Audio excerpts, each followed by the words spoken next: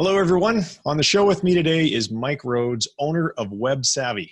Mike is now in his 14th year of building and running Google ad campaigns for businesses and brands all over the globe. He's the co-author of the world's best-selling book on AdWords, The Ultimate Guide to Google AdWords. Mike's married to the amazing Gabby, lives in Melbourne, Australia, and when he's not playing in the Google machine, you will find him in the forest, on a mountain bike, or elbow deep in Play-Doh with his two gorgeous daughters. Mike, are you ready to share some bright ideas? Born ready, mate. Let's go. All right. Well, let us dive into it. So in your own words, I guess I kind of covered who you are and what you did, but why did you choose this? Why is the question, right? So because we believe that businesses deserve a digital partner they can trust so that they can get on with the business of running their business and have the freedom and the time to do that. There are just too many sharks in this industry that are ripping businesses off blind and forcing them into 24-month contracts. And I saw all this rubbish going on. And before I got into AdWords, I was helping small businesses. And when I would walk into these businesses and say, like, I can help you with all this stuff. I was an e-myth consultant for a while. I paid Michael Gerber lots of money to use that name. And I'd walk in and they'd say, mate, we just need more business. We just need a few more covers in the restaurant at night, or a few more patients in the clinic, or a few more leads for business. Yeah, we'll get to that. That's module 5. Well, can you just sell me module 5? No, it's Gerber. It's a system. There's 7 modules and we get to that. Or when do we get to module 5? Is it day 5, week 5? Or usually around month 10 for most. Get out. Just sell me module 5 or get out. And then when I saw Google Ads, it was like, this is what they want and need. The ability to only show ads to people that are searching for what you've got and only pay money if they click through to your website. That was revolutionary when I saw this in 2004. That's it. That's what they all need. Yeah. Instead of doing letterbox drops and yellow pages and radio ads that annoy people or the wrong people hear, this is the thing. So that's when the agency was born. And you know, the irony of that is I'm a big Michael Gerber fan, big e-myth fan, and they need all that stuff. But the irony is they think they only think that they need new customers, and that's important, but it's not the whole battle. That's right, which is why all those other modules around mindset and team and everything that came first was the right way to do it. It's just that they didn't believe. They just wanted to dive in and just 10% more leads, and she wouldn't be leaving me. The dog wouldn't have died. The car wouldn't have been repossessed. Like, there was every excuse under the sun why, but that was the magic thing that was going to save the business, apparently. Yep, absolutely.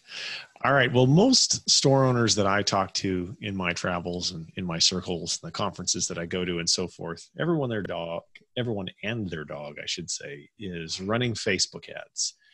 And as my good friend Andrew Udarian from eCommerce Fuel pointed out in his last State of the Merchants report, Google ads or Facebook ads of all the ways to advertise are like the 5th most effective and 1st most expensive. In other words, most people are spending money on the thing that's not even the most effective. So why? I mean, I guess I kind of answered the question a little bit in the question, but why do you think that focusing so much on Facebook is maybe not the best strategy? One, it's where your customers are. So if you go to shop, if you go to buy a physical thing, depending on what thing it is, you're either going to go to Amazon or Google. You don't go to Facebook to buy. You go there to show off and escape and social interaction.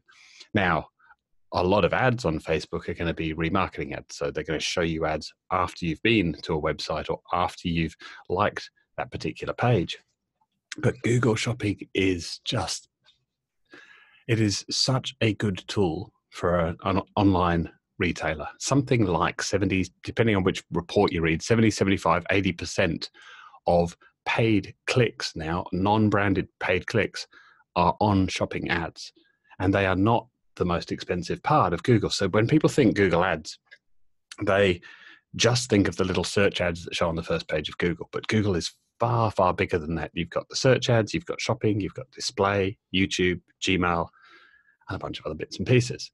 So overall, the non-brand, the search ads, the little text ads that you see on the front page of Google, they are getting quite expensive because it's a competitive auction. If everybody is bidding, then you're going to reach a point fairly quickly where the best businesses can afford. Doesn't mean it's sensible for everybody. Shopping is still uncharted territory, though.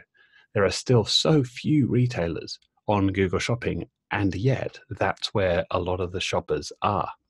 And I'm exactly the same. When I travel, particularly in the States, we find that a lot of retailers are only on Facebook. Some of them might be on Amazon as well. A few are only on Amazon, but very few have really dialed in all three platforms. And the vast majority have never tried Google Shopping.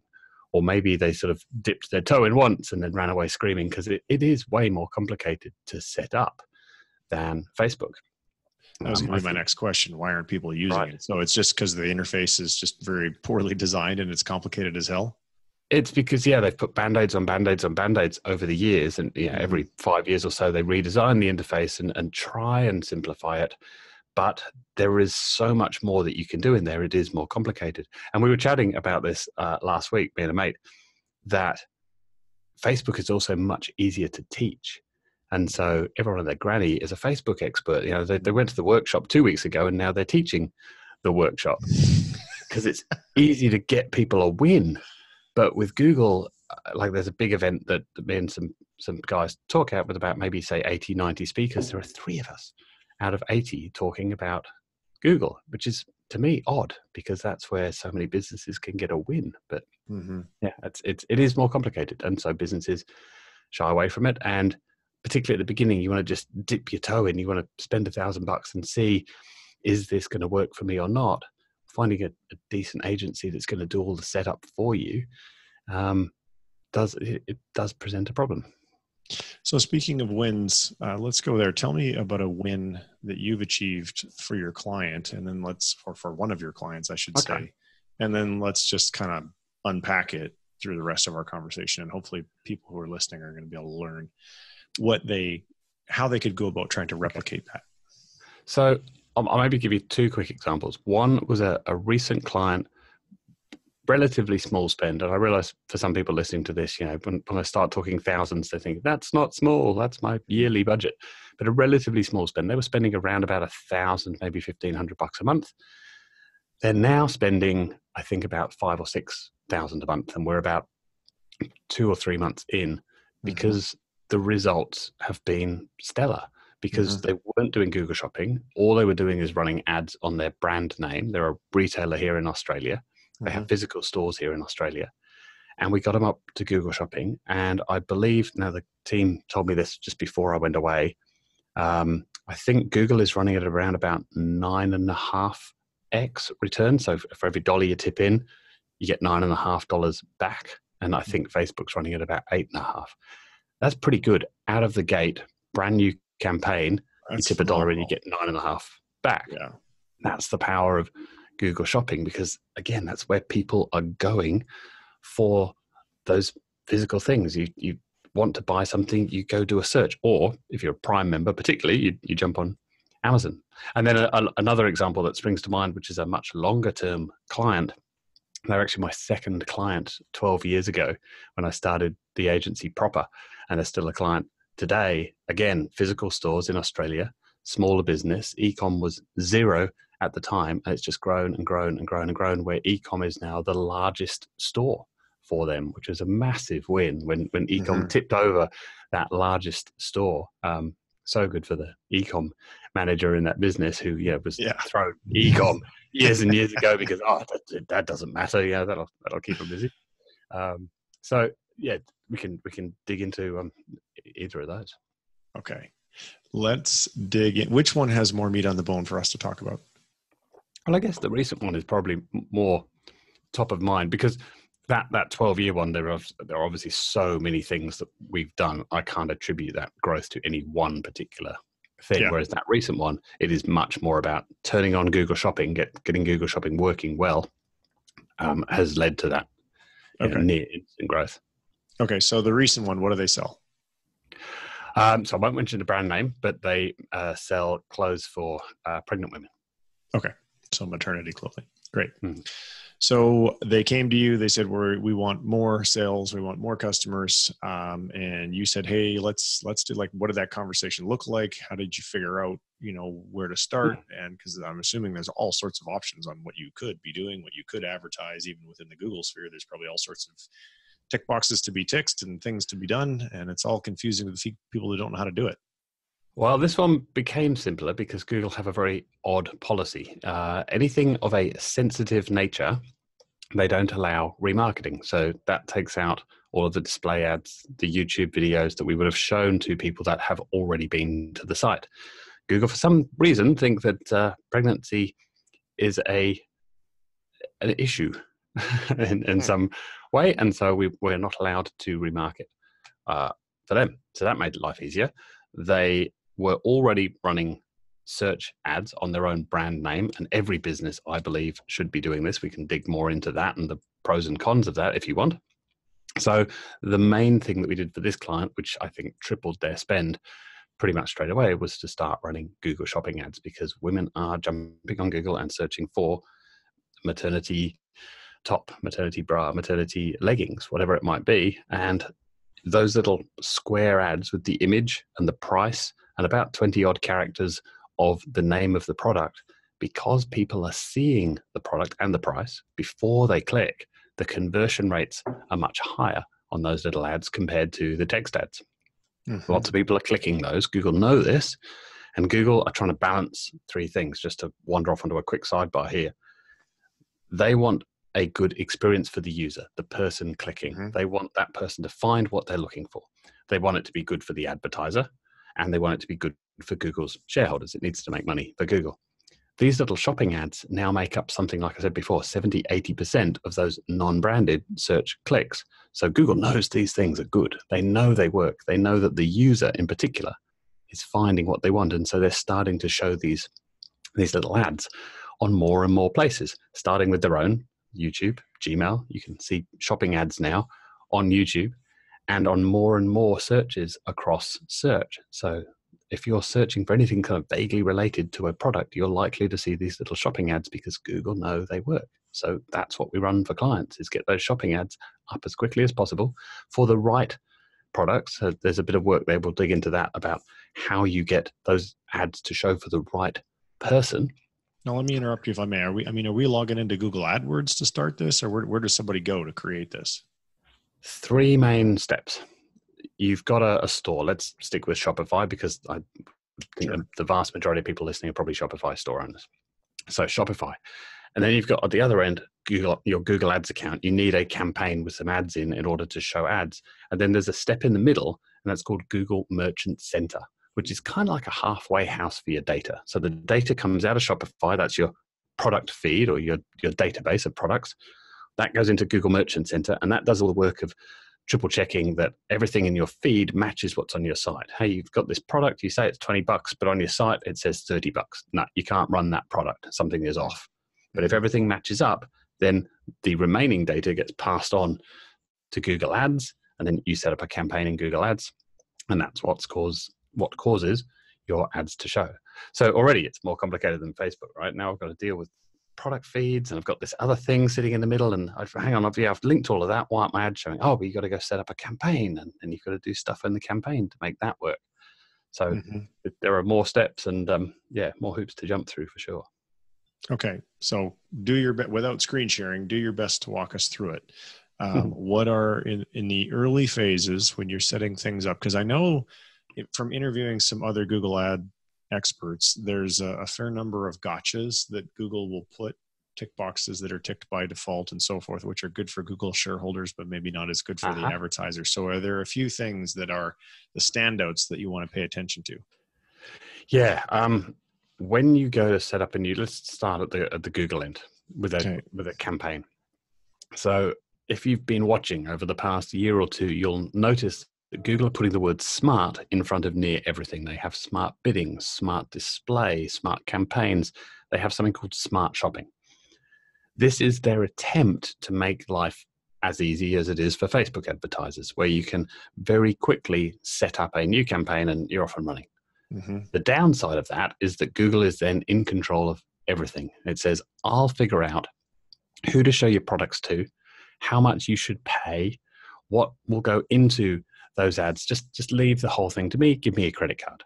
Oh, and if you like, there's an optional extra there. You can tell me what your target is, your target return on ad spend, or ROAS, ROAS. Mm-hmm. So you can say, okay, I need a 400% return. In other words, tip $1 in, get $4 back. And that's optional. That's one of those little gotcha optional tick boxes. Yes, you want to set a target and you want to say, look, I need to get at least to break even. So if your cost of goods is 30%, then you're going to have a target return on ad spend of 300%. Mm-hmm. If your cost of goods is 25%, then to begin with, your target's going to be 400%. I need to make some money here. Mm-hmm. But start with break even. That's all we're aiming for at the beginning, just to see if this thing's got promise. So you might want to set up a smart campaign. You're going to be steered that way. We suggest that you don't do that at the beginning. I'm a huge believer in learning the fundamentals before you automate, because if you automate stuff that you don't understand, Mm-hmm. you've got really no way of understanding what the machine is doing and if that's a good or a bad thing.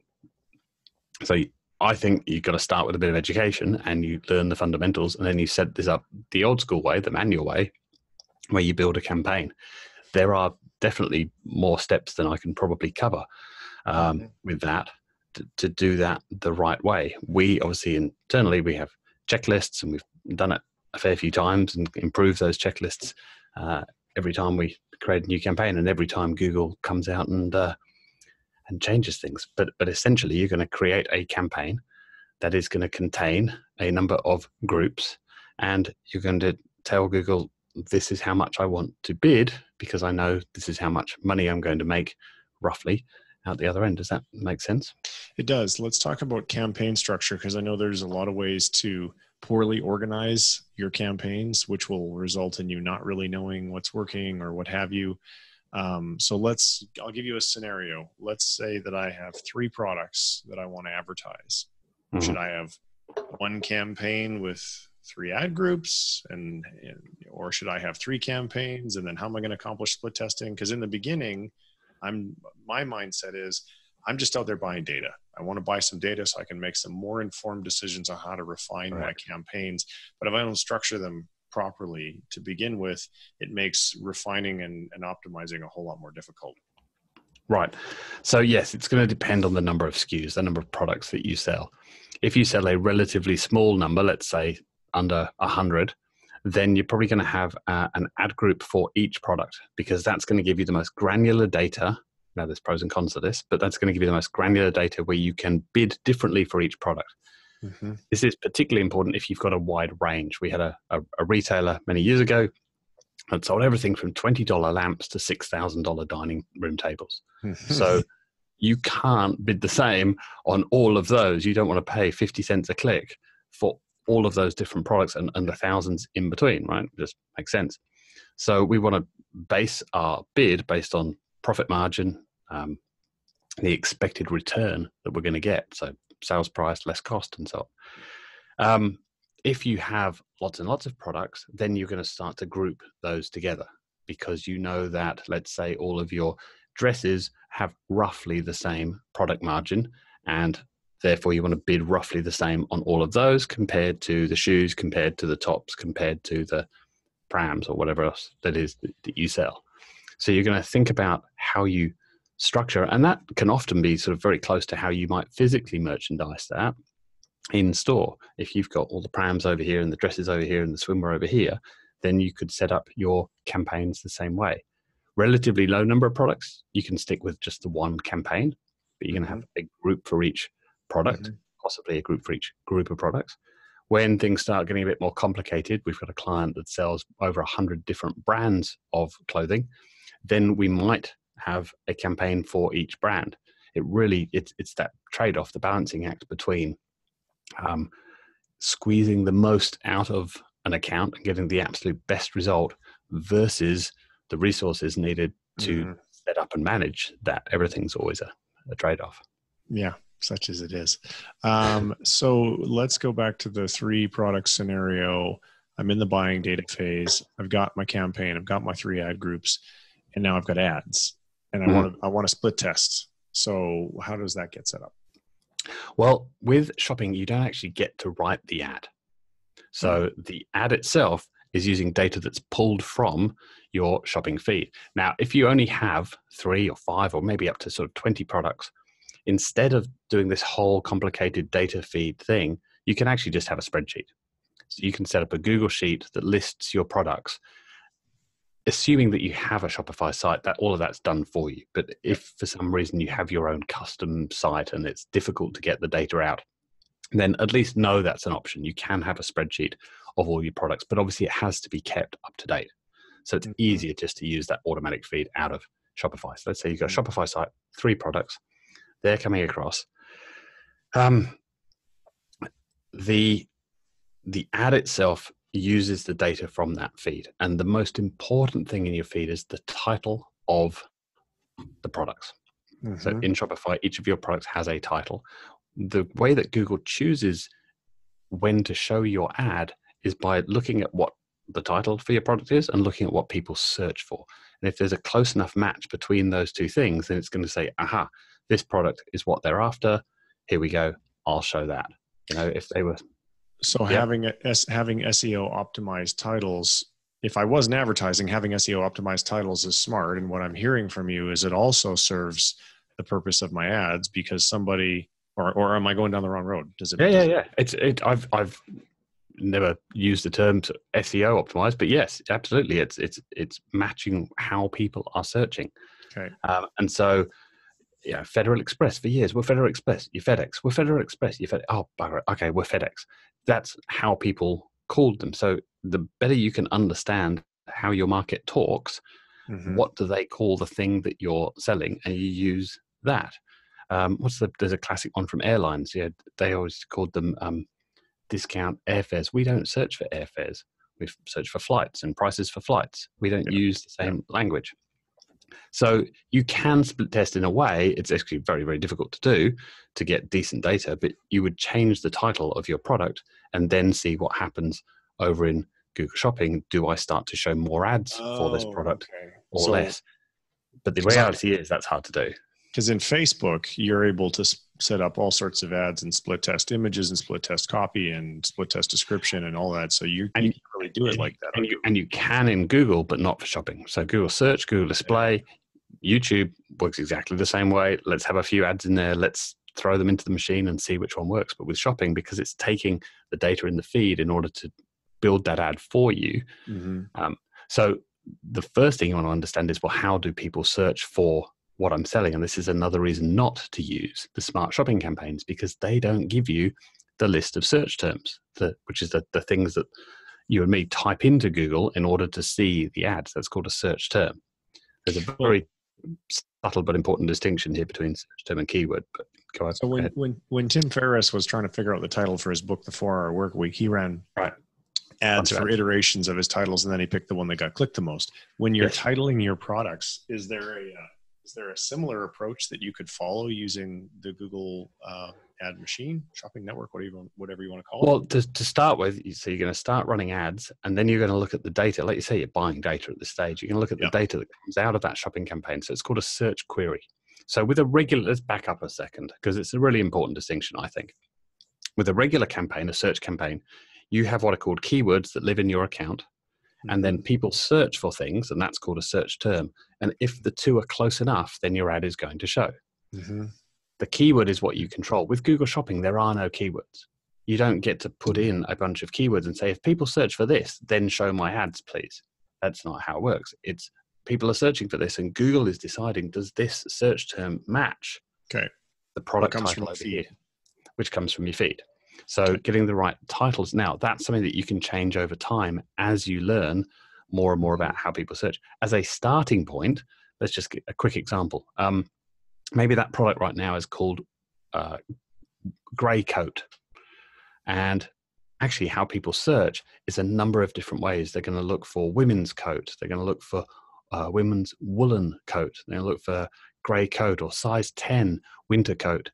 So the more attributes that you can fit into that product title by talking about the material, the size, the gender that it's for, and then adding a brand name in there, particularly if, like this Australian client, people know your brand name, putting the brand name either at the start or the end of that title, making sure it's in there at least, that's all going to help. And then you get some data, and then you look through all of those search queries, and you go, that's the way people are looking.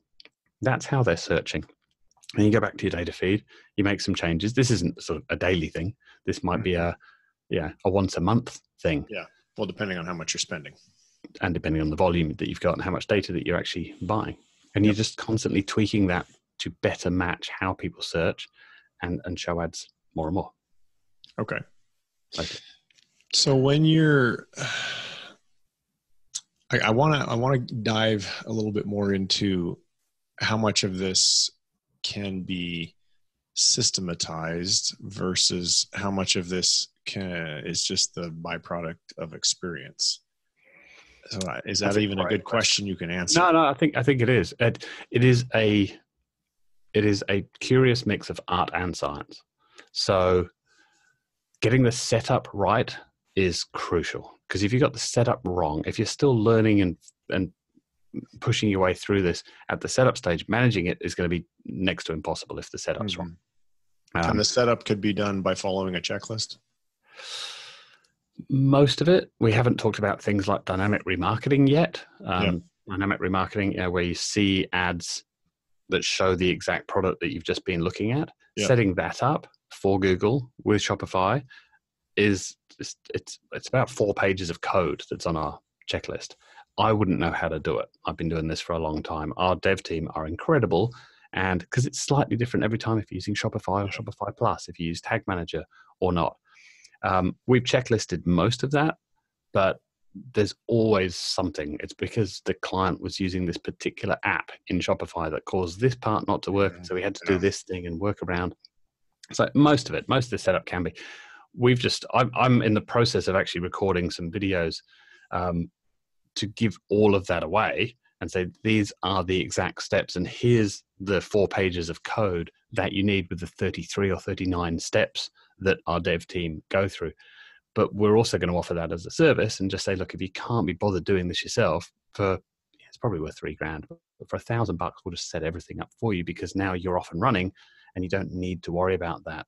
You can run the campaigns from here on in with a small spend just to get going, to make sure this is going to be useful for you, but we'll do the setup. Sorry, what was the question?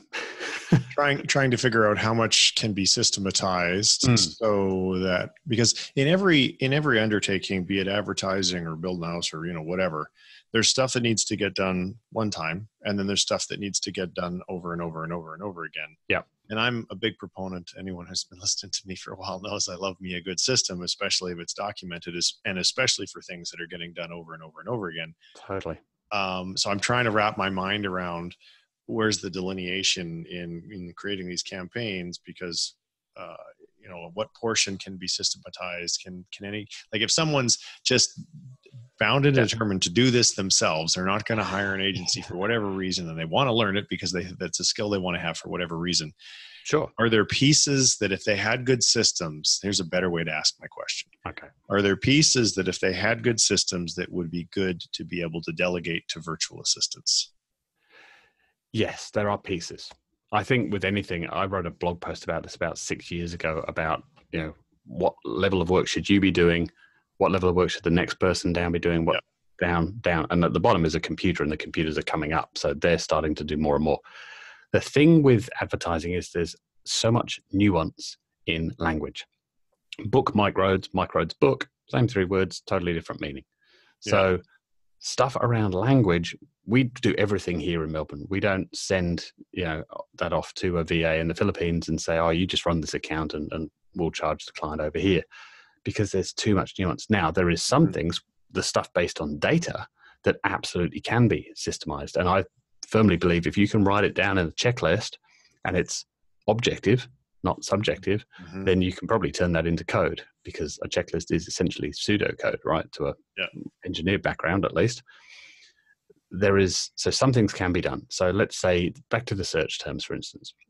We see these search terms coming in through our shopping campaigns, and it leads to all of these sales over here that are profitable sales. Or we can take that search term, go plug that into a shopping campaign, a search campaign over here, and start running text ads for that. So that process can be automated. If this, then that. If this, then that. If you can turn it into a if this, then that rule, great. That's the difference with machine learning. We don't use if this, then that anymore. That's a whole different conversation. Let's not go down there. But certainly in terms of if you're going to run this manually, then you can have rules around how much money you want to spend. So if the return on ad spend is less than 2, then I want to decrease my bid because I'm losing money every time I run an ad. If my return on ad spend is more than 6, I'm making lots of money, then I want to increase my bid. I want to show Google, hey, show these ads more often. Every time I run this ad, I make money. Let's do more of this, please. If I'm bumping up against my budget and the campaign is profitable, then I probably want to increase my budget. So there's lots of bits of this that can be checklisted or can be delegated. But anything to do with the nuance side of it, like thinking about the search queries and changing the title, that probably is going to require someone that, that doesn't have English as a second language. No offense to any VAs anyway. All right. Let's talk about rookie mistakes that you see often, because I would imagine people come to you, they've been trying this on their own. Maybe they're not succeeding. You get a look into their accounts and you're kind of like, oh. Yeah. We were chatting the other day. I think we've probably seen 3 that have been set up properly in all the time that we've been doing this. Yeah. Rookie mistakes. In Shopify, there is an app called the Google Shopping app. So you would think if you want to do Google Shopping, that's the app to use. It's not, for a whole bunch of detailed reasons that we do not need to get into, but it is not the app that you want to use. You want to use an app that looks after your data better, that gives you a little bit more control and allows you to do more powerful things, like being able to change a whole bunch of products at once instead of one at a time. Now, if you've got 3 products, it doesn't matter. But if you've got more than 20, that starts to become a real pain really quickly. Yeah. So we prefer a paid app. Sure, it's going to cost you $30 a month. But if you're serious about your e-com business, then $30 a month is nothing. So something like Data Feed Watch is a really good app. There are many, many, many to choose from, but Data Feed Watch is a really, really good starting point. If you're spending tens of thousands or hundreds of thousands per month, then there are other options, but that's probably a small percentage of the audience, so we don't need to go there right now. Rookie mistakes. What's the URL for that so I can put it in the show notes? Data feed what? Just datafeedwatch.com. Okay. And you can just search for that in the Shopify App Store. Okay. Google Merchant Center, I think most people, by the time they get up and running, they will have set that up and it'll be okay. So let's park that. In Google Ads, they are probably going to have one campaign with one ad group and all of their products lumped into this one ad group and one bid for the whole lot. Again, if everything you sell is $59, that's not going to be too big of a problem. But if there's any kind of range there, that's going to be a problem fairly quickly. Yeah. The biggest thing would be just that extra step, thinking about how are people searching and matching your product titles. Keywords. I mentioned that there are no keywords in shopping, which isn't quite true. There are no positive keywords, but you can have negative keywords. So negative keywords are these things that block you're saying. So if you only show new things, then having negative keywords like vintage and secondhand and used and pre-loved, that will stop showing ads to people searching for that sort of stuff. And that will save you a ton of money. Not running remarketing. Remarketing is just picking money up off the table. Assuming that you're in an industry where you're actually allowed to run remarketing ads, you want to be running remarketing ads, and you want to run those remarketing ads everywhere you can. So not just Google, but Facebook, YouTube, if you can, Gmail. Remarketing ads are fantastic. So you want to make sure you have everybody's pixel on your site. Yeah, well, it's only Google and Facebook really that matter. You don't need to go and do a Snapchat pixel and a Twitter pixel and all that stuff. But just by having that Google pixel, you can now show remarketing ads across a variety of channels: YouTube, Google Display, Gmail, and you can even start to merge remarketing with search and shopping now. So in other words, I can say anyone that's searching for these products, anyone that's seeing my shopping ads, let's pay $1. But if they've recently been to my website, I want to pay $1.50. And if they've recently been all the way through to the checkout page of my website, but they haven't bought yet, then I want to spend $2. Mm-hmm. because those are the people most likely to buy from me in the near future. And if they're coming back again and searching again for those things, but they haven't bought from me yet, I want to get in front of those people. They're very, Okay. very likely to buy. All right. Let's wrap up with this one. In listening to you, I think to myself, there is no way on earth I would ever want to do this. You know, like it would take me forever. I got other things I should do. So I'm going to need to find an agency. Right. You have an agency, obviously. So if someone wants to reach out to you, they're going to be able to do that. Sure. Because there's a lot of crappy agencies out there, I'm sure. Mm-hmm. How does someone make the determination? Like you've been doing this a long time now. So if you were going to hire an agency, walk me through the process that you would, let's say you got 3 on your short list. How would you figure out which one was the best? I think a lot of it is pure just, do I like this person? Are they asking me questions about my business? Do they really look like they want to help, or am I being treated by a number? I think that would be the first thing for me. Mm-hmm. A question that I would always ask is, how did you learn? How did the principal of this agency at least learn? Like, what's the backstory? I'd learned by spending my own money, tens and tens of thousands of dollars of my own money, figuring out how Google Ads worked. And that's when I really fell in love with it. Mm-hmm. I went, oh my God, this thing works. But it is a totally different feeling spending your own money to spending someone else's. And so that is infused in everything that we do. How big is the team? There is a large agency that shall remain nameless here in Australia. At least when I last looked into them, they were about 100-person agency. 80 of them were salespeople. 4 of them were technicians. To me, that is completely the wrong way around. And if it's an agency like that, you know you're getting sold. Yeah. At the other end of the scale, if it's a single person agency, and you know that's how I started, sitting at the kitchen table. But what are you really getting, and what happens when that person goes on holiday or gets sick, or and there's a lot of different skills involved, and all of those skills don't live in the same brain. You've got copywriting skills, graphic skills, coding skills, the ability to understand the machine, and then if you're an agency, the ability to deal with customers. And I think we're really happy with the sort of size team we have now, about 20 people, because we have, that's really what I've been building all these years. It's Dan Sullivan from Strategic Coats calls it a unique ability teamwork. So you have all of these amazing unique ability stuff that people love to do and they're really, really good at, but they just get to do that bit. And your graphic designer isn't trying to write copy, and your copywriter isn't trying to do code, because that is, you know, the person that's writing your ads shouldn't be the person playing with pivot tables as a rule. Mm-hmm. They are different skills. So you want a range of skills and have it not be a bloody sales organization.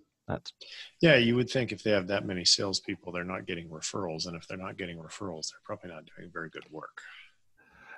And the salespeople in that particular place were not taught the same level of tech that the technicians had. They were actually shielded away from really understanding what was going on. And I know this because I've spoken to one of their ex-technicians. Yeah. That was frightening. Yeah. They're out there selling flying toasters is the expression that I like. Love it. All right. So in the event that someone would like to get a hold of you, what's your website URL? Websavvy.com.au. Don't forget the AU. We're all the way down here in Australia. Websavvy is WEBSAVVY. Or just hit me up on Facebook. If you find me on Facebook and search for Mike Rhodes, send me a question, ask me questions. I love helping businesses grow. So just find me. And I'll put a link to your LinkedIn profile in the show notes as well. Because if someone messages you on LinkedIn, you're going to get those messages, right? Yeah. I am. Yeah. Yep. All right. Wonderful. Mike, thank you so much for making some time to be on the show. My absolute pleasure, mate. Thanks for having me. All right. Recording